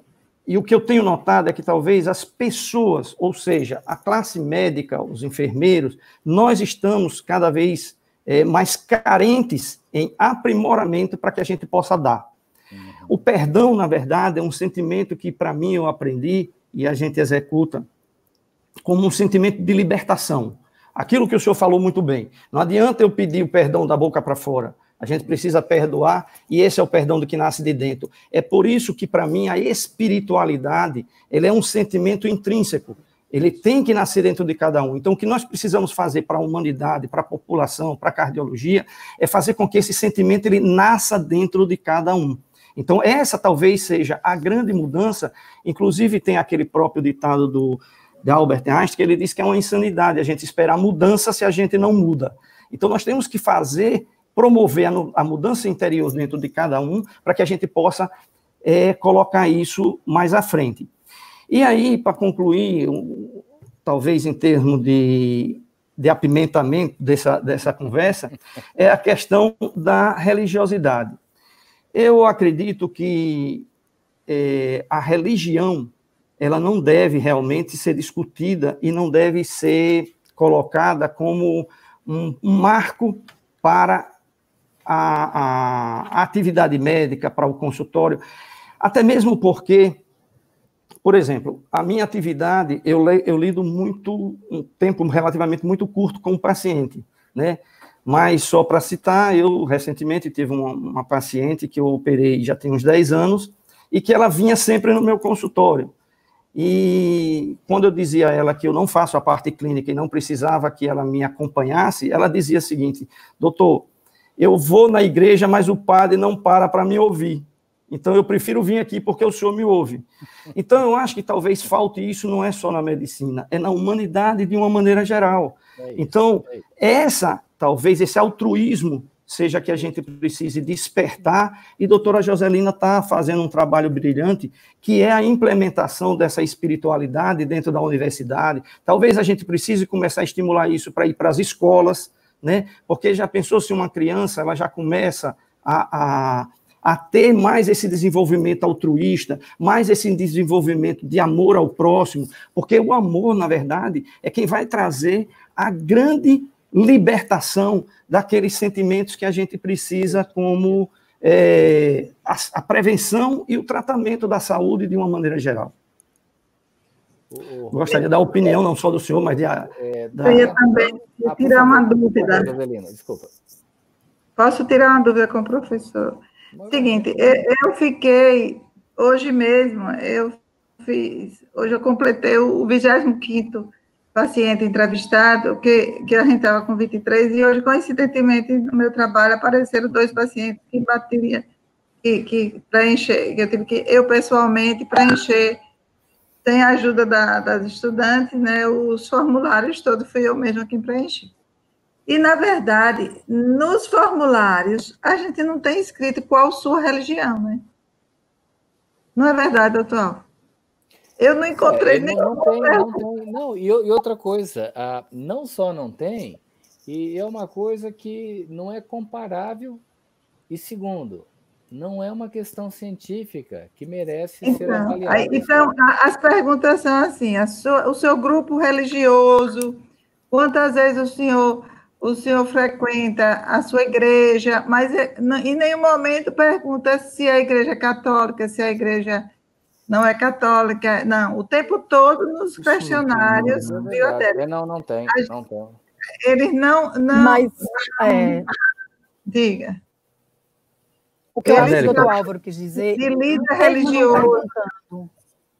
De líder religioso, eles falam... Veja, Joselina, eu acho que isso aí, esses questionários, muito em breve a gente vai abandoná-los. Tá? Eu estou falando por mim, não estou falando em nome de ninguém, porque eles têm um viés religioso. Eles foram construídos nos Estados Unidos numa base religiosa. Eu tive com o Koenig no Brasil uma vez, e quando eu levantei a questão, 2011, de avaliar mais espiritualidade e menos religiosidade, não tem nada de errado, é o pensamento dele. Ele falou, não se avalia espiritualidade sem religiosidade. Eu discordo frontalmente. Concordo. Então, veja, ao invés de eu perguntar quantas vezes o senhor vai ao templo religioso, eu vou preferir perguntar, você consegue perdoar quando a situação assim exige? Você consegue expressar gratidão? Você é uma pessoa que tem propósito de vida?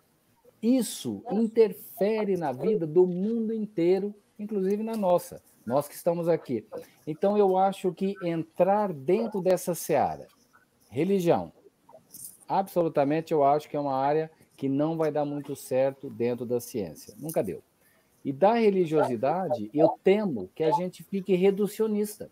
Então, veja, quando eu pergunto quantas vezes a pessoa vai ao templo, o que a pessoa está fazendo quando ela vai? Eu prefiro ver como que a pessoa sente. O que a pessoa está fazendo do dia a dia, do cotidiano, da realidade e relacionamento no mundo. Eu acho que isso é mais útil para a gente investigar. Claro que isso é proposta. Vocês querem ver a dificuldade?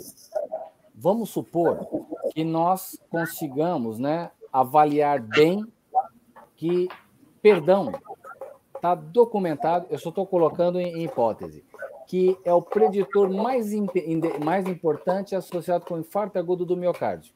Isso ajustado para cigarro, para hipertensão. A pergunta é, quem é que vai fazer a intervenção para que o indivíduo aprenda? Porque do mesmo jeito que nós falamos, quem fuma está associado com infarto, hipertensão, infarto, diabetes, infarto, vamos supor que nós tenhamos essa confirmação, o que não é difícil. Aí, como é que vai ser essa prescrição? Isso é do médico? Isso é do profissional de saúde? É do psiquiatra, e não de qualquer médico? É do psicólogo? É do líder religioso? É do coaching? Isso não precisa ter um ponto final. Então, assim, se nós identificarmos, vem uma segunda demanda. Quem é que cuida disso? Quem é que cuida dessa intervenção? Uma coisa que eu li também foi a respeito dos trabalhos de religiosidade com os estudantes de medicina. Porque, assim, eu sempre falo na faculdade, minha gente, nós escolhemos uma profissão para servir. Para servir. Então, se você escolhe uma profissão para servir, você fica, mas aquele paciente é muito chato. Não é chato o paciente está doente. O paciente está doente. Você pode estar chateado por algum outro fator da sua vida. Mas toda pessoa que está doente, ele precisa do profissional de saúde. Então, nesses trabalhos que eu li, em relação à espiritualidade e religiosidade, um deles mostra que o estudante de medicina se sente, depois que é treinado com as competências, tem umas competências que eles têm que ser treinados para trabalhar com isso. Ele sente que ele fica mais beneficiado, ele próprio, do que o próprio paciente. Porque ele cai a ficha.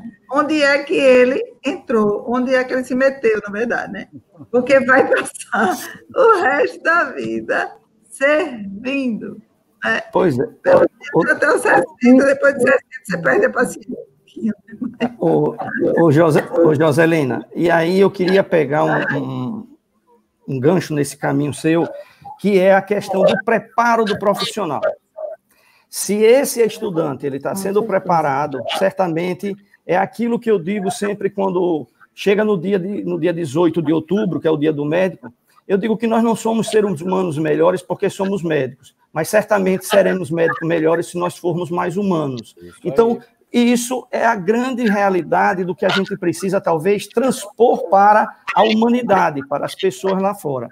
E aí eu quero chamar um outro detalhe, quando a gente fala de religiosidade, é que, por exemplo, Eu concordo com o doutor Álvaro, já concordo com a doutora Adele, e até com a própria diretriz, que em relação à religião, eu acho que a gente não tem que misturar muita coisa.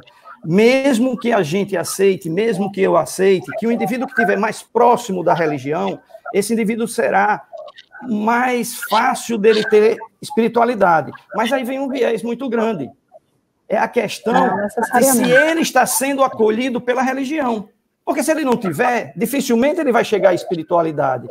Então, veja bem, quando eu chego no hospital e se eu pergunto se o paciente ele acredita em Deus, é uma coisa. Se ele não acredita, eu não vou deixar de tratar ele diferente por conta disso, mas se ele acredita, talvez seja um caminho mais fácil da gente ajudar ele a enfrentar a doença, mas não que isso necessariamente seja um ponto imprescindível de você tocar religiosidade. Outra coisa é que a gente tem que estar, assim, não só em termos de definição, mas é muito confuso para a população, principalmente hoje, quando a gente fala, se você chegar na rua e perguntar o que é religiosidade, também muita coisa que a gente vai saber definir corretamente. Mas a gente precisa entender que a religiosidade hoje, ela é vinculada a uma outra coisa que não tem nada a ver com a religião, que é a fé, né? Que a definição de fé ela não tem nada a ver com a religião, mas é um sentimento, é uma crença, é aquilo que você acredita numa hipótese que não pode nem ser provada se é verdadeira, então isso é fé. Então, se um indivíduo hoje ele diz que é católico, tem muita gente que chega para mim e diz, olha, eu sou católico, mas não sou praticante. Então, que religião é essa? Então, que religiosidade é essa? Então, ele pode muito bem estar dizendo, porque a religião é você praticar uma crença, é você praticar alguma coisa. Então, você pode ter aquela religiosidade que não seja organizacional. Pronto, ele pega a Bíblia, ele lê a Bíblia, ele vê. Por exemplo, eu falo muito isso, porque quando eu falo de religiosidade, talvez vocês não tenham observado, mas eu achei uma coisa muito interessante, como pelo próprio sincretismo religioso no Brasil, mas eu já vi, não sei se ele é nato, ou se ele, porque eu não fui conversar com ele, ou se ele era brasileiro, mas ele estava com o chapéuzinho do judeu, com o cabelinho se vestido igual, isso foi no aeroporto em Salvador, e ele tinha a fitinha do Senhor do Bonfim. Será que o judaísmo permite isso? Né? Então, quando a gente vai lidar com a pessoa, a gente não tem que ir a fundo a religiosidade dela. Não tem que ir a fundo como premissa principal. Eu acho que isso é um ponto do vanto. Quantos católicos a gente vê fazendo oferenda no dia 1º de janeiro na praia? Isso não tem nada a ver com catolicismo. Então, a crença religiosa é uma coisa individual, a religiosidade é uma prática que deve ser individualizada, mas a ciência, aquilo que nós vamos praticar, aquilo que nós precisamos colocar à população, eu acredito que nossa meta inicial é preparar a área de saúde, os médicos para lidarem com isso, para que não haja aquilo que a Adele colocou, que está lá na diretriz, eu me senti nem constrangido e não constranger o paciente quando eu chegar lá e perguntar qual é a sua religião. Ele faz, eu sou da Umbanda. Aí o indivíduo é testemunho de Jeová, diz logo, é macumbeiro, ou então é... Aí começa a ter uma série de conflitos e que isso vai trazer um distanciamento em relação à credibilidade ou à confiança do profissional em relação àquilo que ele vai fazer. Eu acho que até, de uma certa forma, o profissional de saúde não precisa impor a sua religiosidade, mas saber da religiosidade do paciente e, principalmente, se ele tiver alguma, incentivar, porque muitas vezes o próprio paciente tem uma religião, mas ele não é incentivado a fazer a sua religiosidade. Eu gostaria de falar também... Só um minutinho, doutora Joselina, ainda dentro daquela sua fala, só para não ficar muito distante, quando a senhora fala dos questionários em relação à questão da religiosidade, eu acho que mesmo quando ela não pergunta qual é o tipo de religiosidade, que ele acaba sendo limitante, entendeu? Porque, como o doutor Álvaro bem falou, a espiritualidade ela pode ser encontrada, inclusive, em indivíduos ateus. A gente tem, por exemplo, um filósofo muito famoso, palestrante e tal, que é o Leandro Carnal, acredito que todos aqui conhecem. Ele é um indivíduo que se diz ateu, ele é estudioso de religiosidade como historiador, mas que prega esses valores morais, como altruísmo, compaixão, solidariedade, entendeu? Então, assim, independente de se perguntar ou não sobre religiosidade, a partir do momento que, ou qual é a religião, aliás, a partir do momento que ele define aquilo como religiosidade, ele acaba excluindo essas outras pessoas.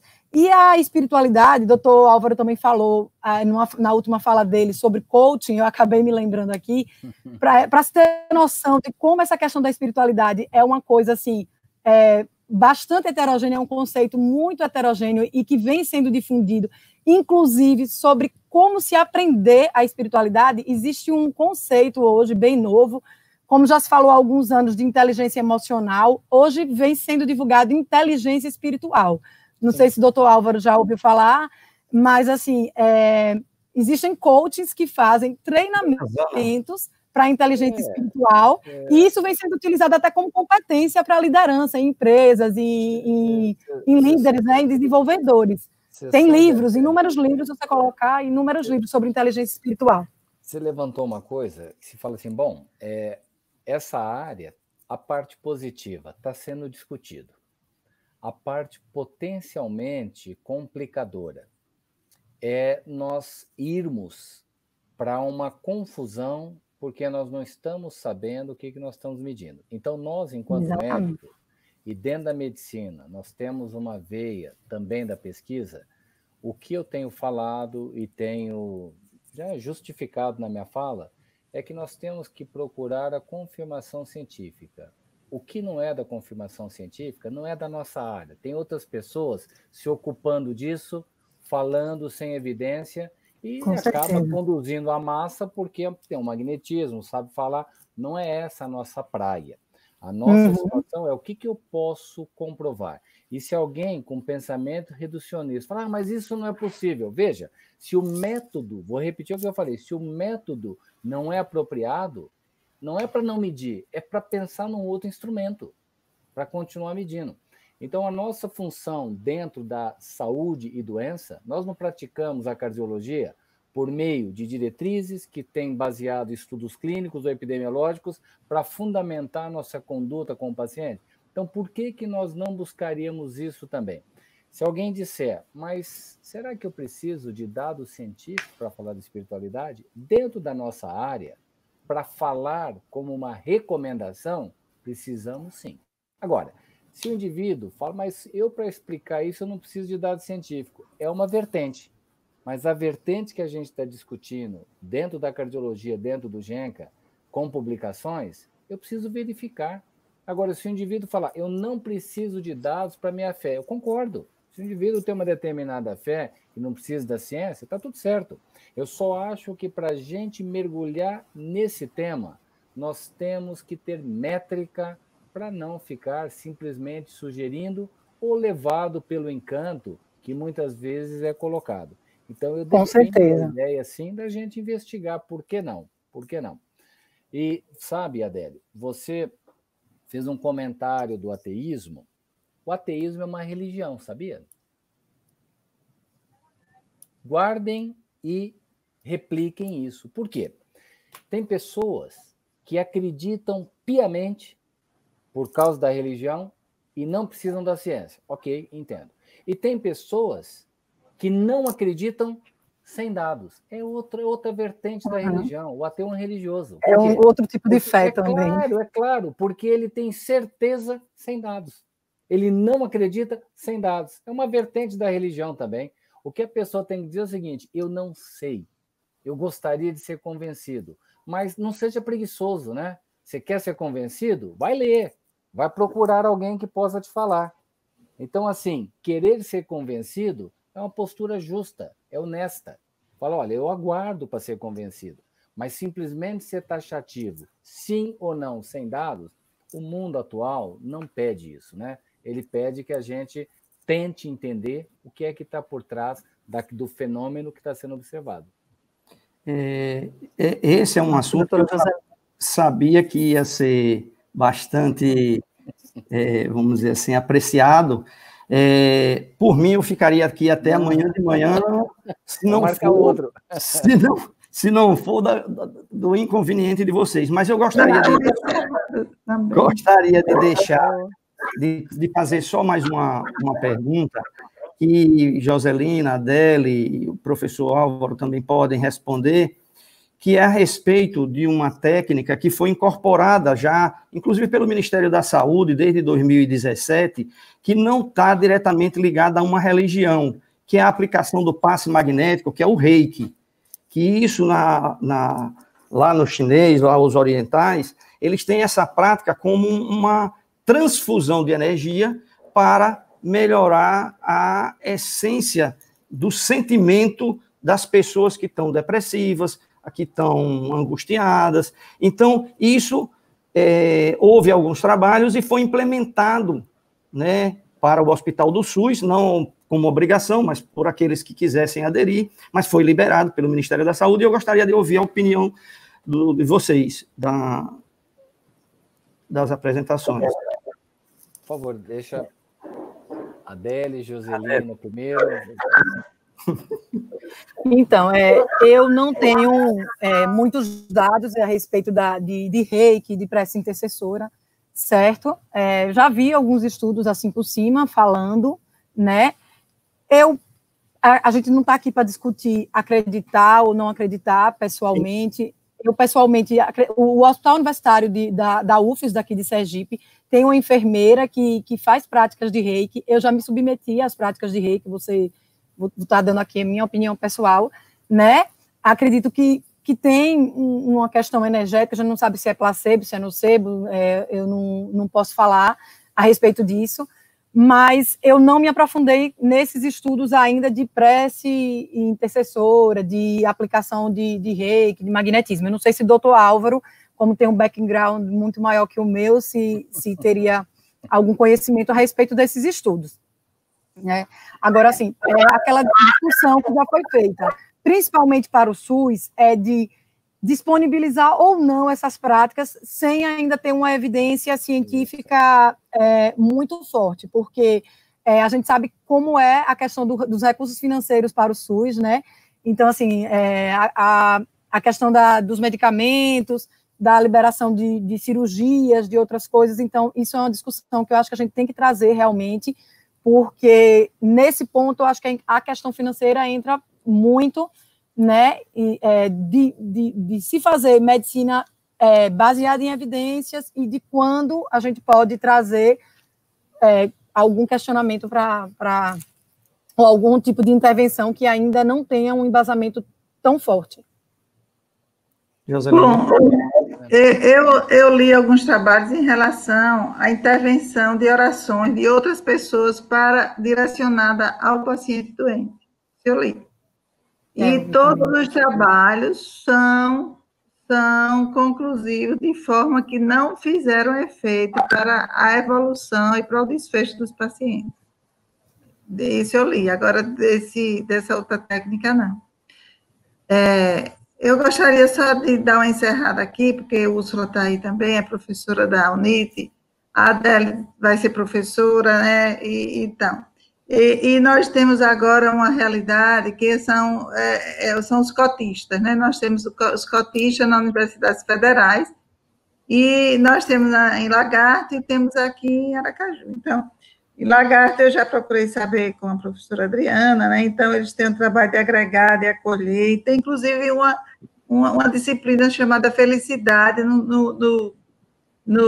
na fisioterapia. Na fisioterapia, eles têm um núcleo de acolhimento, onde esses alunos sejam cotistas, fazem meditação, e isso temos também aqui no HU, nós até fizemos cotas, já temos cozinha montada pelos professores para esses alunos que não têm condição de pagar a cantina, e assim, nós estamos trabalhando com a doutora Débora Pimentel, ela já tem várias pesquisas com comportamentais dos estudantes de medicina, sejam eles cotistas ou não, em relação à felicidade, à crença, à espiritualidade dessa nova geração, dessa nova realidade que nasceu já com essas universidades federais, e que nós, professores, eu que estou saindo, e vocês que estão chegando, tem que ter um olhar mais humano, um olhar mais paciente, e um olhar para vocês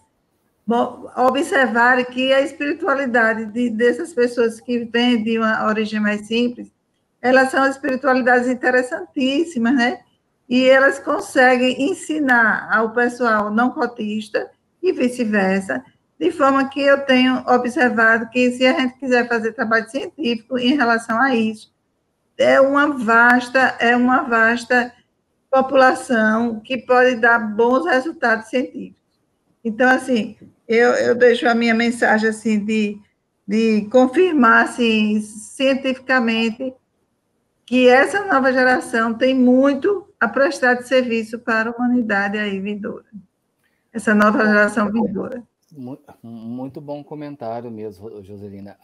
Roberto, em relação ao reiki, qual que é a vantagem da gente ser, né, mais polido e oferecer, né, a vez, né, para a Adele e para a Joselina? Enquanto elas estavam falando, eu rapidinho, aqui no celular... Já deu uma caladinha, né? Aprendam a falar assim, fala você primeiro, enquanto isso eu busco aqui, né? Enfim, mas... Isso é meus alunos lá da UFS. Alunos, né? Tem aí, acho que 3.005 artigos sobre reiki no PubMed. 3.005. E, grosseiramente, tem revisão sistemática mostrando alívio de dor, efetivo para aliviar a dor, controverso para estresse e depressão, estudos complementares são necessários. Então, o que tem é sugestivo para aliviar a dor, do ponto de vista de benefício, estresse e depressão, com alguns estudos que sim, outros não, mas em diálise, pacientes com diálise e dor melhora a dor de paciente dialítico. Então, assim, tem dados da literatura, né? Eu podia falar tudo isso sem ser honesto, mas está aqui, ó, foi agora, viu? Não Sim. Trouxe essa informação. Então, assim, é um campo que, para oferecer para a população, como não há malefício descrito, é aquela história, mal não faz, mas eu sou favorável de implementar depois que você confirma o benefício. Mas pode ser argumentado que para dor já alivia e pode, interrogado, para gerenciamento de estresse e depressão, ter algum benefício que carece de confirmação. Perfeito. Alguém gostaria mais de fazer algum comentário, alguma... Então, eu vou comentar, talvez pergunta mais não, mas eu gostaria, doutor Souza fez um comentário aqui dizendo que a ciência é agnóstica, né? Então, não tem religião. Então, eu também gostaria de complementar que Deus não tem religião, né? Então, se Deus não tem religião, o que nós precisamos, na verdade, é ser mais altruístas. É aquilo que talvez a espiritualidade peça e pede de cada um de nós. Nós precisamos ser mais humanos, olhar o nosso semelhante, né? Então, eu nunca neguei, eu sou espírita e dentro da minha prática religiosa no espiritismo tem uma entidade que uma vez já disse, e está muitas vezes publicada por aí, que ela diz o seguinte, que quando a gente não sabe sentir a dor do próximo, a nossa doença às vezes é muito mais grave. Então, na verdade, a gente precisa entender que o nosso semelhante, ele precisa ser muito mais, vamos dizer, assistido. Nós precisamos ter um acolhimento muito maior, principalmente para que o incentivo ao enfrentamento da doença. Eles são muito carentes, nessa hora eles precisam muito da nossa ajuda, e não é só ajuda com a prescrição de remédios, mas muito mais com o amor e aquele sentimento que nós precisamos transfundir naqueles que são tão carentes. Eu gostaria, de coração, agradecer ao convite que me foi feito para que eu pudesse moderar essa palestra com pessoas tão ilustres, com pessoas de alto nível, né, e com pessoas tão atualizadas num assunto que a gente vai precisar muito. Como o doutor Álvaro comentou, a doença, ela parece que a gente precisa ver que ela está nascendo antes do que aquilo que a gente esteja estudando. E isso eu acredito que é uma realidade, né? Então, talvez a gente precise se preparar melhor, a gente precise estar mais enfrentando melhor, e nos testando também, para que a gente possa ser melhor preparado, para que a gente possa estar no dia a dia trabalhando com a saúde, com os pacientes. E eu digo sempre que o médico, ele tem uma condição extremamente especial, porque ele cuida das pessoas, não só no hospital, mas quando ele tem um sentimento altruísta, quando ele tem esse sentimento de ver o próximo, ele atende o paciente, ele atende todos aqueles, independente do local onde ele esteja. Às vezes ele está atendendo num ponto de ônibus, na rua. Quantas vezes a gente vê uma pessoa tão carente por um bom dia e a gente passa com tanta pressa, e isso também é espiritualidade, né? Então, eu gostaria de agradecer, pedir a cada um dos senhores que façam as suas considerações finais, para que a gente possa dar o encerramento do nosso clube do cardiologista. Doutora Joselina. Bom, eu gostaria realmente de dar uma boa noite, sabe, que as considerações finais já foram ditas, né, e que o sentimento de acolhimento é muito importante para todos nós, os profissionais de saúde, para os técnicos, para os colegas entre si e para os alunos, né, e que esse conjunto de colaboração é quem vai aumentar a nossa resposta terapêutica, a nossa resposta ao ambiente de trabalho, ao clima que se trabalha e à produtividade. Tudo vai depender desse tipo de postura. Então, a postura dos formadores de opinião tem que ser de agregar, seja aluno, seja colega, seja os profissionais de saúde, os paramédicos, e em especial os pacientes e seus cuidadores.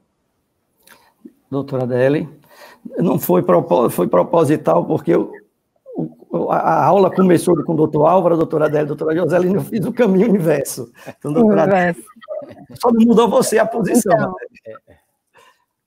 eu quero agradecer também, mais uma vez, a doutora Úrsula, né, que me fez o convite, e a doutora Joselina também, que acabou me incluindo nesse webinar, e dizer que, na verdade, assim, uma coisa que eu acabei não mencionando na aula, mas estou vendo que tem muita gente aqui ainda, é que essa abordagem da espiritualidade, ela tem que ser multiprofissional, acho que isso é uma coisa bem relevante, e eu faço meu meia-culpa porque eu acabei não abordando isso.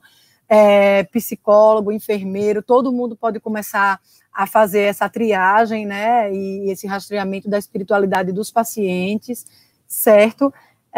E, para finalizar, dizer que acho que, assim, é um tema de extrema relevância, como a gente está vendo. Eu acho que praticar, como a doutora Joselina falou, praticar a espiritualidade, eu tenho minhas crenças, minhas práticas, é diferente de testar a espiritualidade, então eu não deixo isso interferir. Eu acho que a gente tem que aplicar o que realmente tem base científica, né, como o doutor Álvaro vem batendo muito nessa tecla. E eu não sei se o doutor Álvaro ainda iria falar alguma coisa, mas eu peço licença a ele, como vice-presidente do GENCA, né, que ele é, mas eu, como membra associada, para convidar todos para as lives que estão sendo feitas, né, que o GENCA vem fazendo e que estão sendo muito produtivas. Eu tenho aprendido muito, já tiveram 3 lives, agora vão ter, a próxima live é na primeira terça-feira do mês de julho, e que vem sendo discutido esse tema de espiritualidade para quem quiser dar continuidade a esse assunto, certo? Então, uma boa noite a todos, a todo mundo que conseguiu ficar aqui até agora, até o final, quase 10 horas da noite. Olha, eu inicio, né, agradecendo o convite, né, na pessoa da Úrsula, que foi muito gentil e realmente foi muito produtivo, gostei muito, fez bem para mim estar com vocês.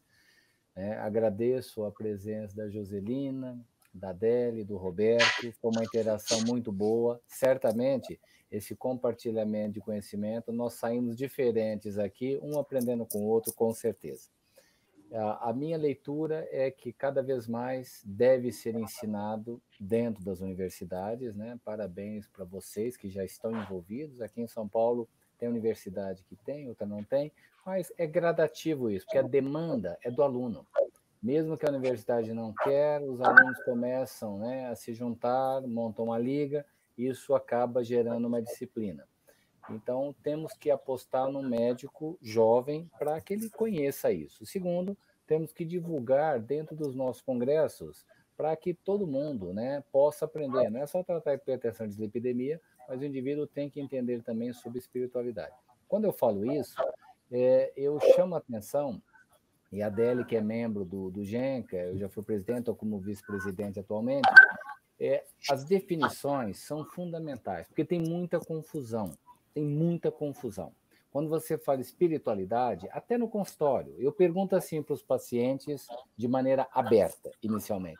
Eu falo, como é a sua espiritualidade? Alguns falam assim, doutor, eu não tenho religião. O próprio paciente associa espiritualidade com religião, com religiosidade. Então, sem uma definição apropriada, a gente entra em rota de colisão. Então, nós precisamos definir o que é e o que não é. E nesse ponto, eu cada vez mais, né, eu estou querendo avaliar e ver o que é espiritualidade. Então, nós precisamos de fazer ciência de qualidade, número de pacientes suficientes, o método apropriado para que a gente possa comprovar ou não. Não comprovou, é válido, viramos a página e continuamos. E aí, como comentário final, né, em relação a essas lives que a Adele falou do GENCA, uma das coisas que eu tenho assim, dedicado uma parte substancial do meu tempo é entender assim, os motivos, não vou nem falar em causas, mas motivos ou determinantes do nosso adoecimento. Né? Porque não é pelo pensamento simplesmente habitual. Vai ter quebra de paradigma, por quê? Porque a humanidade caminha com quebra de paradigmas. É assim em qualquer ciência, a medicina não é diferente. Então, de tempo em tempo, chega um momento que aquele modelo é insuficiente para explicar.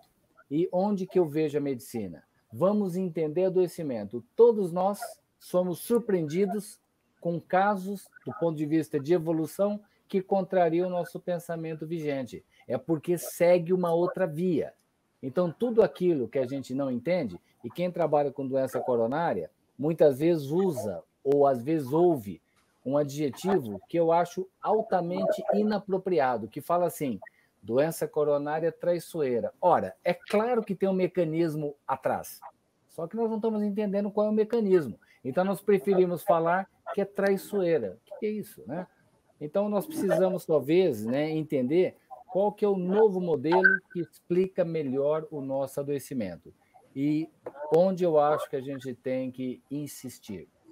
E eu quero, né, estou escrevendo um artigo, em breve estará publicado, sobre enfermidade moral.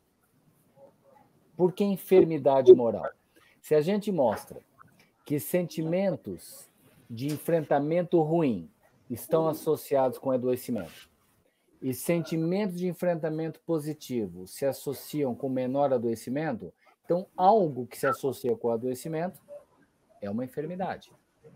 Então, se você cataloga e define como, isso vai justificar tratamento. Mas primeiro tem que mostrar se isso comprovadamente se associa com saúde e doença, para depois propor tratamentos dentro dessas enfermidades que vão muito além do chamado estresse, depressão, ansiedade, né?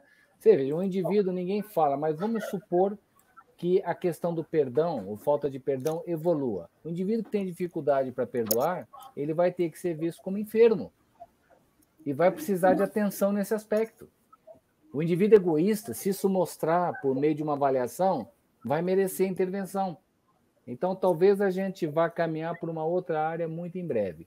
Enfim, quase que a gente inicia outro debate bom aqui, né? Muito obrigado, pessoal. E obrigado a todos que nos ouviram até agora. Roberto, é com você. Pronto, eu quero mais uma vez agradecer o convite, doutora Úrsula, agradecer a presença de vocês, e só para não perder a oportunidade, doutor Álvaro, eu também, quando eu comecei, isso já tem um pouquinho mais de 10 anos, meu consultório cirúrgico, antes de eu operar, porque a gente vai fazer uma cirurgia cardíaca, as pessoas têm um pouquinho de... Então, quando eu começava a perguntar sobre espiritualidade, o interessante é que eles associam muito espiritualidade ao espiritismo. E muitos acabam... Então, eu comecei a mudar um pouco. Então, em vez de eu perguntar sobre espiritualidade, eu começo pela fé, que é uma coisa que é menos impactante, mas eu acho que o senhor já deu todas as brechas para que a gente possa realmente investir na espiritualidade como um conceito de pluralidade, um conceito de humanidade e de melhor relacionamento entre as pessoas. Quero agradecer mais uma vez a presença de todos e desejar que cada um esteja sempre mais espiritualizado. Tá certo. Obrigado, pessoal. Obrigado. Boa noite. Boa noite. Boa noite. Boa noite. Obrigada.